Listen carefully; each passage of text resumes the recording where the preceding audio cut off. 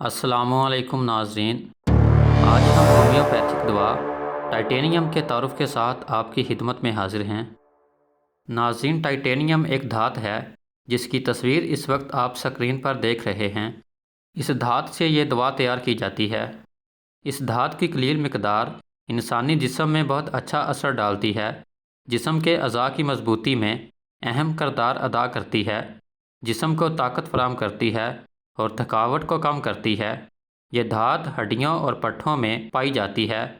ناظرین، اس دھات کی کچھ اہم علامات یہ ہیں۔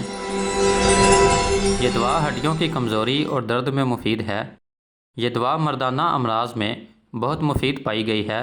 نامردی، مردانہ کمزوری اور سرعت انزال یعنی جلد فارغ ہو جانے میں بہت اچھا کام کرتی ہے۔ سر درد اور سر چکرانے میں یہ دوا مفید ہے۔ جلدی امراض میں مفید ہے۔ جلد کی ٹی بی میں کام آتی ہے۔ ایگزیما میں یہ دوا اچھا کام کرتی ہے۔ ناک کے نزلے اور سوزش میں مفید ہے۔ نظر کی کمزوری میں استعمال کی جاتی ہے۔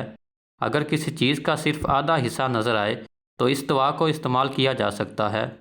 بھوک کی کمی، متلی اور معدے میں بوجھ محسوس ہونے میں مفید ہے۔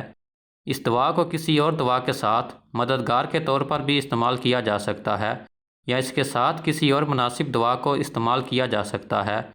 مثال کے طور پر مردانہ امراض اور کمزوری میں سیلینیم، ایسڈ فاس اور ٹائٹینیم کو استعمال کیا جا سکتا ہے۔ اس دوا کو عموماً 30 کی طاقت میں استعمال کیا جاتا ہے۔ 5 قطرے دن میں 3 بار استعمال کریں، اور اگر 200 کی طاقت میں استعمال کرنا ہو تو روزانہ 1 سے 2 بار استعمال کریں۔